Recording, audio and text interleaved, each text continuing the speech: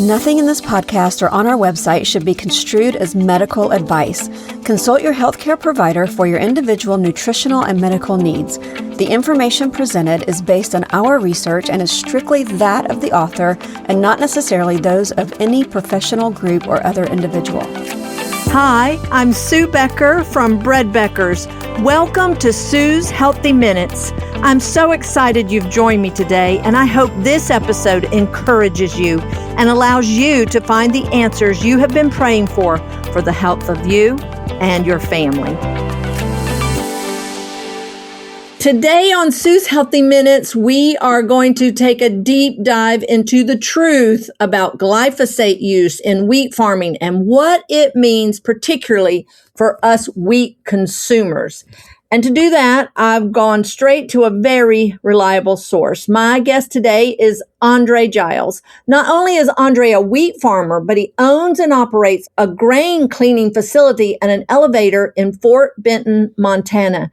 His company serves over 150 family-owned farms from Montana, other neighboring states, and Canada, all known for their high-quality wheat. He is also the sole U.S. agent for Kamut brand grain, which is an heirloom spring wheat with ancient origins. Andre, thank you so much for joining me today. You have been a great source of information for me, particularly for more than 20 years. You always take my calls. You're always willing to answer my questions. So thank you. Before we take a deep dive, though, into all this information, give us a little background about you and your family. Are you originally from Montana, and how much land do you personally farm today? Well, thank you, Sue. It's great to be here. I have moved to Montana in the 7th grade from Idaho. And aside from college, I've been there ever since, which is a lot more years than I want to admit to. But basically, I've been around Montana wheat farming for just under 50 years. That's I don't farm that many acres personally, about 85, but we buy from all those family farmers that you mentioned, most of them in the state of Montana, and I've been around wheat farming since the 7th grade in the northern plains, and our wheat is of extremely high quality because our environment is so harsh. Basically, We live in a desert. Yeah. Yeah. And we're going to talk about that a little bit more as we get into this, okay, so you say you only farm about 85 acres, but most wheat farms are pretty substantial, aren't they? Most of these farmers, even though we call them small family-owned farms, yeah, they're still farming some significant acreage, right? I would say most of our farms are between 2,500 and 10,000 acres. Yeah. Yeah. Wow, that's amazing. So we gotta hit this glyphosate topic. It is flooding the internet, social media. It is everywhere. And it's my understanding, and you can correct me if I'm wrong, that most of this glyphosate fear and discussion started with a Canadian publication. And that's kind of what started this snowball effect of information now. And I want to be the first to say to everyone listening, don't deny or diminish the concern surrounding glyphosate use in general, but I really want us to address how it relates to wheat, and it is so important to know the truth. It is. So is that your understanding where this information kind of started? Let's take a step back, Sue, and say where glyphosate came from in the first place. And that was with corn and soybeans and even alfalfa. So that the glamour of glyphosate was that you could plant Roundup Ready corn, Roundup Ready soybeans, and you could spray glyphosate and it would kill everything else in the field except the genetically modified soybeans or the genetically modified corn. And those would keep growing while all the other weeds were killed by it. And Monsanto patented that. Of course, they had the patent on the herbicide, glyphosate in its generic form, Roundup in its branded form, and they had seed patents on the seed. So they were, Yeah. selling that like crazy. And farmers' adoption in the United States Midwest was extremely high in the 1990s. And then you can plant alfalfa that animals eat, and you can spray for all the other weeds, and the Roundup Ready alfalfa is not going to be killed. So it made farmers' lives, a lot easier. That's how they touted it. And it is not the same with wheat. We need to be very clear about that. There is no wheat that you can spray during the growing season with glyphosate and it will continue to grow. There was never a Roundup Ready GMO wheat released because the USDA, FDA has never taken one to market. So as it relates to growing wheat in the northern plains where we are, the in the 1930s, several farmers noticed, especially in Canada, Saskatchewan, and Manitoba, that if they rested their land and only farmed it every other year, they did better than farming every acre every year. That ground had more moisture built up in it because we don't have irrigation, Sue. Yeah, right. We're waiting for rain clouds to come over at the right time and rain on these crops. So we call that summer fallow. You fallow the land for 1 year and you seed half your land, and then you seed the other half. So summer fallowing was done by tillage, pulling plows through the soil, and that burns a lot of moisture. When your limiting resource for growing things is rain and water, then glyphosate allowed people to spray for weeds as their summer fallow program and not to till. Yeah. Yeah. I want to reiterate what you just said and make sure our listeners understand there is no Roundup Ready genetically modified wheat available to the end consumer today, correct? That is 100% correct. The GMO wheat has been grown in a lab, and obviously there's lots of very large agribusiness companies that want to release that, but it's never been approved. The biggest U.S. flour miller, Ardent Mills, has it in their contracts that they will not accept any Roundup Ready wheat. The industry just has never accepted it. The consumer has never accepted it. And the reason is how would you differentiate and keep it out of the chain for those people that don't want to have that? So yes, you're 100% correct on that.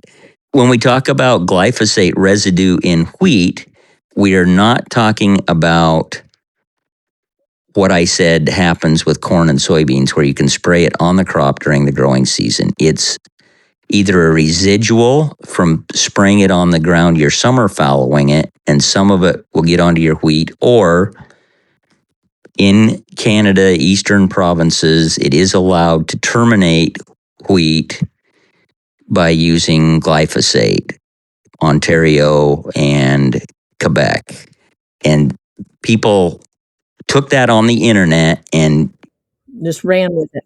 Yeah, so I actually copied a quote from this Canadian article, and here's what it says, and this is a quote. Common wheat harvest protocol in the United States is to drench the wheat fields with Roundup several days before the combine harvester work through the fields, as the practice allows for an earlier, easier, and bigger harvest. I already see a lot of things wrong with this, but I'm going to keep reading. Pre-harvest application of the herbicide Roundup or other herbicide containing the deadly active ingredient glyphosate to wheat and barley as a desiccant was suggested as early as 1980. It has since become routine over the past 15 years and is used as a drying agent 7 to 10 days before harvest within the conventional farming community. There's a lot there that I don't think is correct information. So it's my understanding this is not a licensed application and it's illegal to harvest that soon after spraying. But I want you to tell me, address these claims. And I've personally talked to a few farmers, not just you, but others, and they say this is simply not true. It's not routine. Wheat is not drenched and other things. So can you address some of the claims in this quote? Because this is what has set people on fire. Yeah, I mean, the misleading and absolutely false lies in there are very distressing, as people who are ignorant of agriculture can make these claims and their voice gets amplified by social media and internet influencers. In Montana, I've been around wheat farming, like I said, for over 45 years. Not quite 50 yet. I know of zero cases, even in the rain-drenched years of 1993 or 2011, when anybody used glyphosate to terminate their crop so they could harvest it. And it's just not done. It's not routine. The application of the off-label use of the herbicide, it's just not common practice. That quote makes it sound like it is, and it's not. Right. I think I read somewhere that it's so limited that it would be less than 3%, if even that much, would even think of using this. Where this would come into play is mind-bogglingly a small, teeny sample size, because glyphosate needs green leaves to work. As the crop ripens, what happens to ripe wheat fields? They turn brown because all the remaining nutrients in that plant are going to forming kernels in the head, and ripe wheat fields are brown naturally. To speed them up by 7 to 10 days using herbicide is just not done. At harvest time, it's usually hot. Their plant is ripening, and if for some reason there's a mechanical method that's often used in Montana, it's not rare, it's not common, but it happens a lot, is just to terminate the crop at the ground by swathing it with a swather that's like got a 40-foot header on her, and it puts it into big windrows. If a farmer wants to do that because he has custom cutters coming to combine and they want to be through in 4 or 5 days, that's what they'll do. They won't spray herbicide on it. Yeah, I've heard people even show pictures on social medias. This is a field of wheat sprayed with glyphosate. Look how brown it is. But what you're saying is that's the normal ripening process of a wheat field. 100%. Yeah.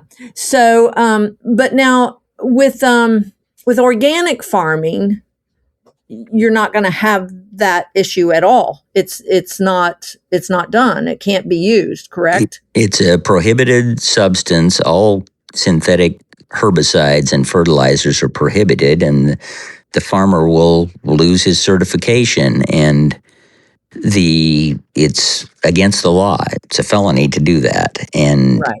Most organic farmers are extremely thoughtful and thorough and concerned about their soil's health and their family's health. And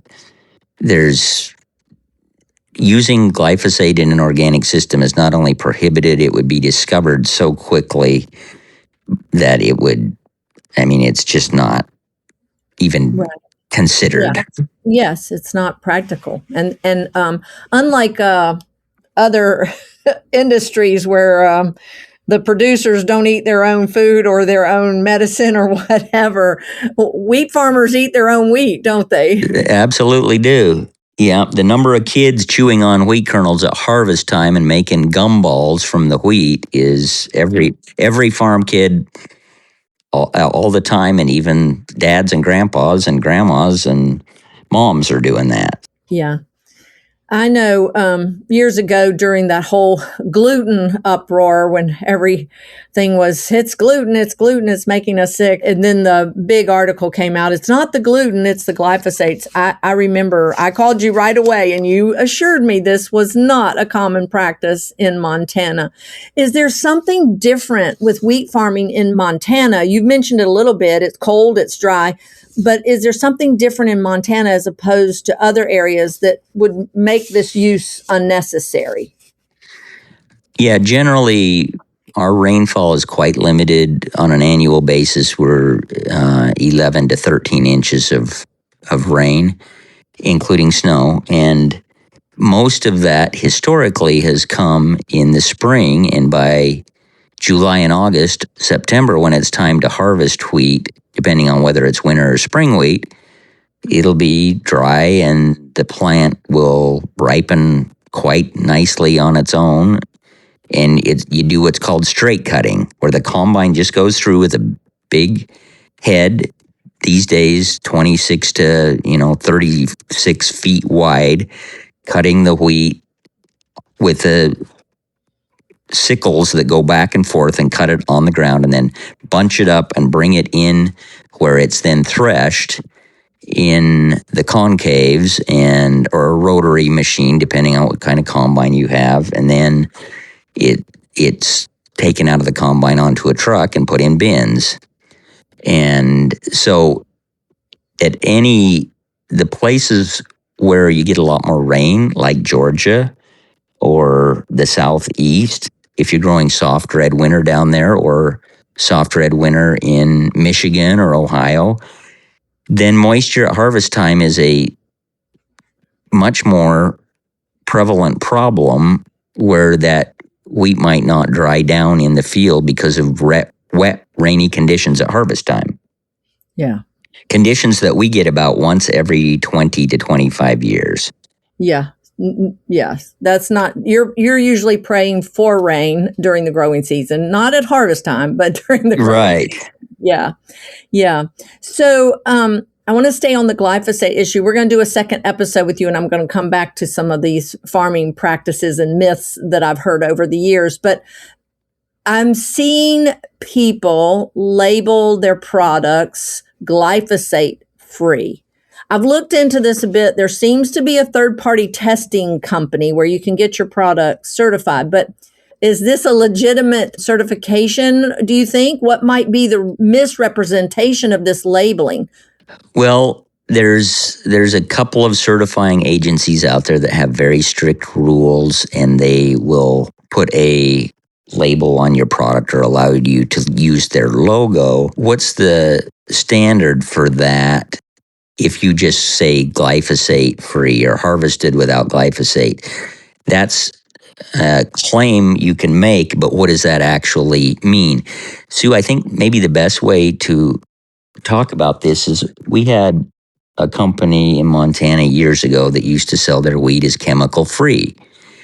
And that's a tagline that plays on people's fear of chemicals, but it also played on their ignorance of agriculture, because what that company would do would be to test for things like herbicides or pesticides used in peaches or strawberries or blueberry production, and then they would proclaim their wheat free of those things. And of course they're free of those things. In Montana, we are very concerned about weeds, whether you're an organic farmer or a conventional farmer. Weeds suck up energy and they take over, and they're going to limit your crops. The same thing that farmers have been dealing with since Adam and Eve went out of the garden. The curse. Yes. Yeah. The weeds multiply a lot faster than the good stuff, of course. So Yeah. Glyphosate seemed like this magical tool, and so it's been used like crazy. Now, the spraying it on fallow ground, they've had to increase the rate so much because a lot of kochia weed and other weeds have become resistant to glyphosate, so you have to spray on even more. So we're, in many ways, breeding super weeds.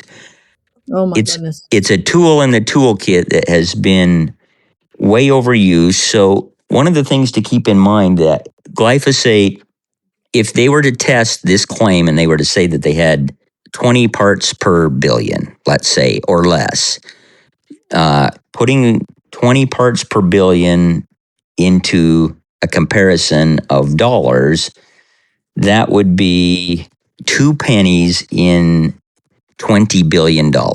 Yeah. Wow. Or it would be about 6 minutes in the flow of time since Jesus Christ was born. Yeah. And again, I'm not diminishing. I don't want anybody to think we're diminishing, but we've got to be realistic here. Yes. Glyphosate's not going away, so do we have to deal with it? Yes. Is it harmful? Yes. I think that eventually glyphosate will come out to be like cigarettes and all the cover-ups. Many of the scientists last year in late 2025 that wrote papers to the FDA saying it was safe have now retracted and said that Monsanto scientists ghost work much of their research. And so I'm not claiming that it's good, that it's fine, that it's bad, but the legally limit that the FDA has is like 30 parts per million, which is like 100 times what 20 or 30 parts per billion would be. So we do have to be somewhat realistic about what does glyphosate free mean right now. It doesn't mean, it can mean basically whatever you want it to be. There are a couple of logos that are very strict, but I have noticed that those mostly involve things like, in the grain world, those mostly involve things like oats. Yeah, that's what I've seen on a lot. And I think that the reason they do that is because oats are not edible to humans out of the field. They have a hole on them.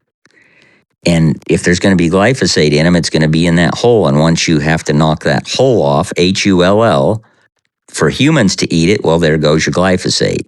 So there are several oat companies that stress that their oats have not been sprayed with glyphosate at harvest time. And their farmers all sign letters certifying to that. And so is that a practical thing? I don't know. Yeah. It Yeah. sounds a little bit like the milk that you buy that says this has never been treated with the hormone to make cows give more milk. But then they have to put, on the other hand, the FDA has never shown that that hormone causes any human health hazards. So Yeah. Yeah. So I think bottom line, when in doubt, buy organic and just avoid it. But most importantly, I just think there's so much misinformation out there. Again, not diminishing the overuse of it, and I don't think you are either, but I just so appreciate farmers like you, wheat farmers that are conscientious, that want to protect their crop as much as we want to be protected, and they're going to do what it takes. And I respect farmers saying we don't want genetically modified wheat, and flour mills saying I'm not going to take genetically modified wheat. So this is something to keep in mind, and I just don't want to, what's the word I'm looking for, demonize or villainize wheat farmers, and especially those in Montana, because yes, you make the best wheat out there, I do believe. well, and as you know, farmers in Kansas and Oklahoma and Texas, they fight this same battle, and they're so frustrated on their social media accounts and everything. Would people stop saying that we spray this stuff right at harvest? It's a myth. It's an urban legend. And if you want to debunk it, come out to Montana at harvest time and see for yourself. It's not happening. We keep saying we're going to get out there at harvest time. When we visited you a couple of years ago, you really promised at everything. So I think Brad's dying to get on a combine with you. So anyway, well, Andre, thank you so much for joining me today, for addressing this somewhat controversial topic, but I just am glad that we're enlightening people and shedding truth and light on it. I sure appreciate wheat farmers, and I know all of our customers do. Without you, we would not have our delicious bread. So thank you for taking time out of your busy schedule. And I just want to say, I hope that everyone listening learned something today. I know I did.